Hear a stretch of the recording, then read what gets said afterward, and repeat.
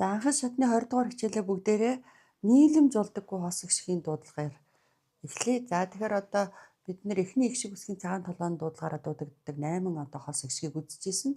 Тэгвэл өнөөдөр үзэх одоо энэ 4 5 одоо энэ хос гişиг болвол нийлэмж болдгоо. Өөрөөр хэлбэл нийлж байгаад нэг аваа гаргадаггүй гэсэн үг. Тэгээ тус тусдаа уншигддаг. Өөрөөр хэлэх юм бол А үсгийн араас Э, А үсгийн араас Ö, А үсгийн араас И орохоор хоёуланг нь уншина. Ае гэж. Тийм учраас арслан гэдэг үгийг одоо lion гэж уншдагхээс биш lion гэж уншиж болохгүй. Lion арслан. Diamond очир алмаз. Biology биологийн ухаан. Түүнээс биш биолог гэж орс үг уншиж байгаа юм шиг уншиж ерөөсөө болохгүй гэсэн үг. За мөн одоо violin хийл хөгжим. Dialogue харилцан яриа. Dialect нутгийн аялгау. Diagnose за оночлох гэх мэтээр ингээ хоёрын тус тусд нь уншдаг байна шүү дээ.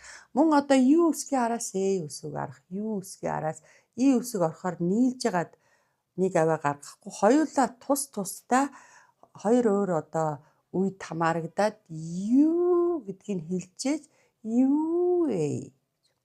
За шинэ одоо сургууль төгсгийн төгсөх гэдэг graduate гэж дундуур нь байна. Graduate төгсөх. Persuade ятгах. За influence нөлөөлөх гэдэг үйл өгч болно. Нөлөөлөл гэдэг нэр өгч болно. За сүүлийн үед бол Facebook influencer гэж их ярьдаг болсон. Энд чи одоо Facebook-т маш их нөлөөтэй хүн, нөлөө бүхий хүн, нөлөөлөгч гэж байгаа утгатай үг юм аа. За мөн одоо энэ is situated. гэдэг дундуур нь байна шүү дээ. Situated гэх юм бол оршдог гэсэн үг болчдөг. За тэгэхээр энэ үгнүүдээр багш нь жишээ авч бичсэн байгаа. За энийг одоо жишээ нь I'm afraid of lions. Би арсангуудаас айдаг. My sis is majoring in the field of biology. Миний эгч биологийн ухаанаар нарийн мэргэшиж байгаа гэсэн үг. Гуравт нь Ops is a province which is situated in the northwest of Mongolia. Ops болвол Монгол орны баруун хойд зүгт оршдог нэгэн аймаг юм аа гэж. Our office is situated near the stadium. Манай ажлын газар цэнгэлдэх хүрээлэнгийн ойролцоо оршдог. Is situated. Улсын их дэлгүүр Гандирс одоо Алтай худалдааны төвийн зүүн талд оршдгоо гэх юм бол State Department Store is situated in the left of the Altai Trading Center гэсэн. Манай сургууль одоо хотын төвд оршдог гэвэл Our school is situated in the downtown. Downtown гэвэл хотын төв, uptown гэвэл хотын зах хэсэг гэр ороолыг хэлдэг байгаа. За тэгээд the number одоо нөгөө утас залгахаар хэлдэг үгээд байж шээ. The number you have dialed cannot be reached at the moment. Please call again later. Тэгэхээр одоо энэ dialed залгах гэдэг үгийг ингэж хэлдэг байна шүү дээ. За энийг яг Mobicom-ийн хоолоогоор уншаараа бүгдээрээ The number you have dialed cannot be reached at the moment. Please call again later гэж. За таны залгасан дугаар холбогдох боломжгүй байна. Та дараа дахин залгана уу гэж. Micah was diagnosed with computer. Миний одоо машиныг компьютерээр оншилсан гэж. За энэ одоо энэ зүг зохисуудыг яаж заадгийг багш нас хэлж өгье. За тэгэхээр одоо энэ нэгдүгээр зүг зохисуудыг дандаа томоор бичнэ, хоёрдугаар дандаа D гэдэг ялгамжтай бичнэ.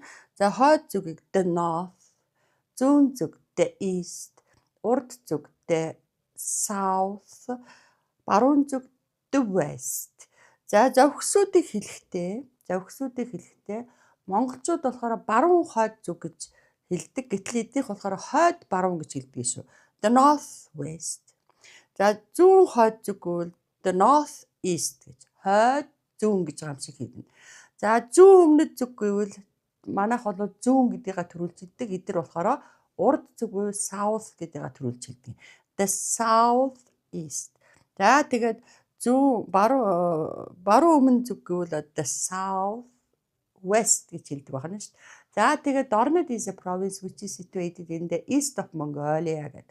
Замун is a border town which is situated in the south east of Mongolia гэдэг. За замун бол одоо Монгол орны зүүн өмнө хэсэгт оршдог хилийн хотх юм аа гэх мэтлэнгээр өгүүлбэр зохиогоод үзээрэй.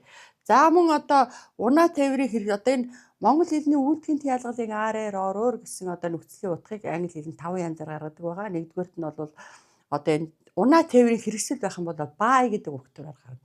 Buy car машинаар, buy train галт тэргээр гэх мэтээр. Харин үүлийн хөдөлмөрийн багц зэмсгийг дурдж явах юм бол with гэдэг өгтөрөө явдаг. Сая одоо энэ одоо with computer гэж гарсан. Компьютерээр онцлох, халбгаар идэх, биерээр зурах гэд тухайн үеийн багц зэмсгийг зааж өгвөл with гэж хэлнэ. Buy гэж хэлж болохгүй. За материалын зүйлийг заах юм бол of гэдгээр илэрхийлнэ. Өөрөөр хэлбэл this board is made of aluminium and plastics гэвэл одоо энэ самбарыг хөнгөн цагаан болон хуванцар дээр хийсэн байна. Of гэж хэлдэг байна шүү дээ. За албан тушаал зааж явах юм бол азай гэж. За жишээ нь одоо my sister works in this school as a biology teacher гэвэл миний эгч биологийн багшаар энэ сургуульд ажилладаг гэх мэтээр илэрхийлдэг ажээ. Баярлалаа.